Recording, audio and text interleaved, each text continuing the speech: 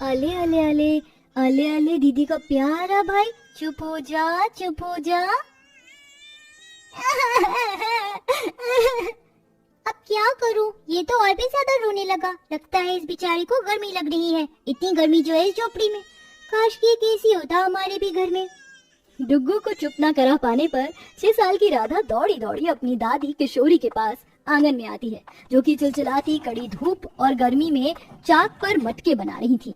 उस बेचारी के माथे से टप टप पसीना बह रहा था। ओहो, हे भगवान, आज तो सबसे ज्यादा गर्मी है। जी तो करता है खाट लगा के ठंडी ठंडी हवा में सो जाऊं, लेकिन हम जैसे गरीबों की जिंदगी में आराम और नींद कहाँ लिखी है। राधा, तू डुग्गू को झूले में अकेले छोड़ आई, गिर गया तो वो। किशोरी दौड़कर झोपड़ी में जाकर डुग्गू को गोद में ले लेती है। आज इसे हुआ क्या है, इतना तो ये और किसी भी दिन नहीं रोता। आज तो ये बिल्कुल संभालने में नहीं आ रहा। तभी किशोरी की नजर बच्चे के शरीर में निकले लाल लाल फुंसी घमौरी पर जाती है। हे भगवान, इसको तो दाने निकल गए हैं गर्मी से, तभी तो इतना रो रहा है। जाने अनुपमा बहू कहाँ रह गई, बड़ी देर लगा दी। राशि बहन, ओ राशि बहन। कौन है? मैं हूँ कुम्हारिन, किशोरी जी की बहू। आपने मटका मंगवाया था ना? हाँ हाँ, अंदर आ जाओ। अनुपमा अपनी पुरानी दुरानी साड़ी से पसीना पोंछते हुए अंदर आती है और अंदर आते ही उसे बहुत ही ठंडक का एहसास होता है। क्या बात है राशि बहन, इतनी गर्मी में भी आपके घर में कितनी ठंडक है।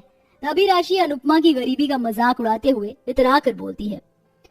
ठंडक तो होगी ना अनुपमा, लाखों की महंगी एसी जो लगाई हुई है मेरी सासू माँ ने मेरे लिए, पलकों पर बिठा कर रखा है। तुम्हारी गरीब सास की तरह थोड़ी है वो। राशि की इस बात से अनुपमा को बहुत दुख लगता है। ऐसा मत कहो राशि बहन, मैं जितने में हूँ अपने ससुराल में खुश हूँ। हाँ, आप जितनी सुखी तो नहीं वो अलग बात है। ये लीजिए, आपका मटका ला दिया है, मुझे दाम दे दीजिए ताकि मैं जाऊँ। कितने हुए इस मटके के? जी 120 रुपए बनते हैं, लेकिन आप 100 रुपए दे दीजिए। क्या कहा? 100 रुपए इस मिट्टी के मटके के? 100 रुपए कहाँ से बनते हैं? आप क्या देंगी बताइए?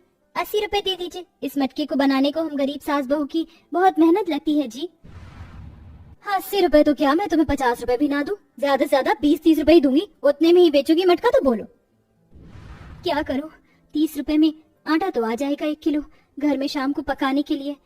जी ठीक है, हाँ, दे दीजिए। अनुपमा पैसे लेकर अपनी झोपड़ी में लौट आती है। आ गई बहू तू, बड़ी देर लगा दी। कितने मिले मटके के बदले पैसे? अनुपमा पूरी बात सास को बताती है। तभी किशोरी कोसते हुए बोली, ये अमीर लोग होते ही ऐसे हैं, पैसों के अमीर दिल के करीब। वैसे अपने महंगे सूट बूट पर लाखों खर्च कर देंगे, लेकिन जब किसी गरीब को देने की बारी आती है ना, तो इनका दिल निकल आता है। वही तो माँ जी, कितना कुछ सोचा था कि इस बार गर्मी से पहले पहले हम गरीब सास बहू मटके बेचकर पैसे जोड़कर छत पक्की करवा लेंगे, तो गर्मी और धूप कम लगेगी। इस टीन की छत में तो गर्मी से कितना भपका होता है, जान निकलती है। कड़ी मेहनत करने के बावजूद भी दोनों गरीब सास बहू के हाथ कुछ नहीं लगता था, क्योंकि अब मटकों की जगह नए जमाने के फ्रिज ने जो ले ली थी। इसीलिए भी उन गरीब सास बहू के मटके बहुत कम ही बिकते थे। तो वहीं घर का खर्च चलाने के लिए बाप बेटे भी कम पैसों में मजदूरी का काम करने को मजबूर थे। शाम को दोनों थके हारे घर लौटते हैं, जहां अनुपमा रोटी बना रही थी कि राकेश गुस्से से कुर्ता टांगते हुए उड़कर बोला, हे भगवान, कितनी गर्मी मचा रखी है घर में। अनुपमा, इतनी ज्यादा गर्मी हो रही है, कम से कम खाना जल्दी बना लिया करो। दिन भर का थक मर कर आओ बाहर से कि घर में आराम कर लेंगे। अरे तो तू बहू को क्यों गर्मी दिखा रहा है? इतनी गर्मी लगती है तो एक पंखा क्यों नहीं लगवा देते घर में? बच्चे भी कितने परेशान हैं। अरे भाग्यवान, तुम भी क्या इसके साथ गुस्से में उतर आई? अरे तुम्हें पता है तो कमाई धमाई बिल्कुल भी नहीं है। अभी गर्मी इतनी है, ये तो भगवान की दया कृपा है जो रोटी चल रही है। बहू, क्या बनाया है खाने में? रोटी बनाई हुई है ससुर जी, साथ में चटनी पीसी है। खाना निकाल दे। सब खा पी कर सोने लगते हैं, लेकिन गर्मी की वजह से जमीन आग जैसी जल रही थी। हे भगवान, जमीन एकदम तवे जैसी गर्म हो रही है। क्या विधाता, और कितने दुख दिखाएगा तू। इसी तरह से गर्मी और गरीबी में सास बहू और परिवार का एक एक दिन कठिनाई में कट रहा था। फिर एक दिन चिलचिलाती धूप में जब सास बहू मटके बना रही थी, तो एक बुजुर्ग बुढ़िया आई। बेटिया, एक मिट्टी का मटका दोगी? अनुपमा कुछ कमाई होगी इस उम्मीद से बुढ़िया को मटके दिखाने लगती है। कहो अम्मा, कौन सा मटका दूं, छोटा कि बड़ा? आप ये बड़ा वाला लो, एकदम मजबूत है। बहुत बहुत धन्यवाद बेटी, लेकिन मेरे पास तुम्हें देने को पैसे नहीं है। कोई बात नहीं, तुम मुफ्त में ले जाओ ये मटका। इसी तरह सास बहू जिनके पास पैसे नहीं होते उन्हें बिन पैसे के मटका देकर भलाई किया करती थी। माँ, दादी माँ, आपने फ्री में मटके क्यों दिया? आस पड़ोस की आंटी तो फ्री में हमें अपने फ्रिज का एक गिलास ठंडा पानी भी नहीं देती है। आजकल की दुनिया पैसे से चलती है। राधा, सब कुछ पैसा ही नहीं होता, समझी? अच्छा, मैं और दादी मिट्टी लाने नदी पर जा रहे, डुग्गू का ख्याल रखना। बहू, रोटी भी वहीं खा लेंगे, साथ में बांध लेना। दोनों जब नदी पर पहुंचती हैं तो देखती हैं कि वहाँ एक आदमी रो रो कर मिट्टी खोद रहा था। क्या हुआ भैया, तुम रो क्यों रहे हो? और ये मिट्टी किस लिए खोद रहे हो? मटके बनाने हैं? नहीं, ये मिट्टी मैं अपने परिवार को खिलाने के लिए खोद रहा हूँ। 15 दिन से मेरा परिवार भूखा है, मेरे पास काम धंधा भी नहीं है, इसलिए मिट्टी खिलाकर ही उनका पेट भरूंगा। परिवार का पेट भरूंगा मैं उससे। जी तो करता है इसी नदी में डूब कर मर जाऊं। हे भगवान, कैसी दुनिया हो गई है। लोग एक गरीब को 2 रोटी देने से भी कतराते हैं। ये लो, हमारे पास कुछ खाना है, ये ले जाओ। शुक्रिया माँ जी, भगवान आपका भला करे। आप ये मिट्टी ले लीजिए, इससे आपको मेहनत नहीं करनी पड़ेगी। दोनों उस मिट्टी को घर लाकर मटका बनाती हैं और फिर रात में, बहू लगता है बारिश होगी, मटकों को आंगन में से उठाकर अंदर लाते हैं। बारिश के बाद तो गर्मी और बढ़ जाएगी माँ जी।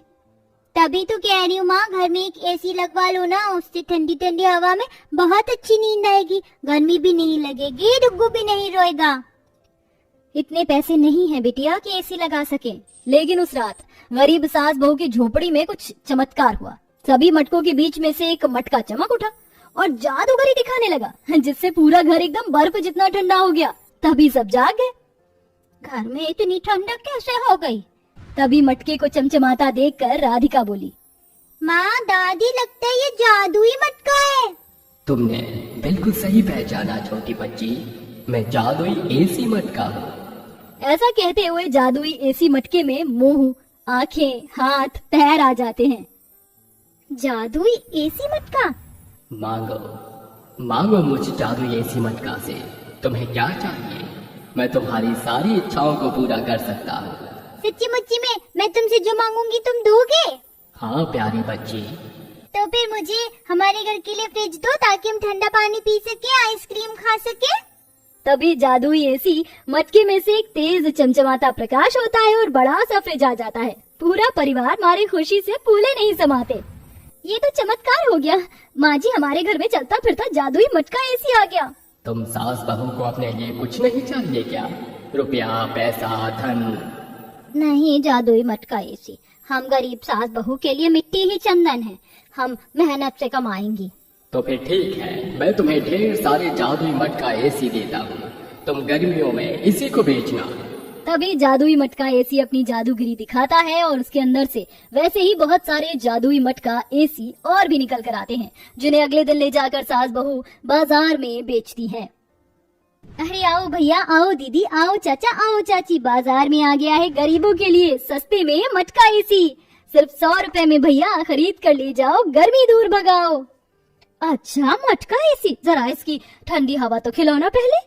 ये लो बहन जी। मटका एसी की ठंडी हवा से सारे ग्राहक मंत्र मुग्ध हो जाते हैं और देखते ही देखते गरीब सास बहू की जादुई मटका एसी एक एक करके सब बिक जाती हैं। और ऐसे ही धीरे धीरे वह गर्मियों के मौसम में अपने जादुई मटका एसी के लिए लोगों के बीच में छा जाती हैं और बहुत धन कमाकर अपने परिवार के रहने के लिए एक अच्छा घर भी बना लेती हैं और खुशी खुशी रहने लगती हैं। लेकिन आज भी वह जादुई मटका एसी की ठंडक में ही सोती हैं।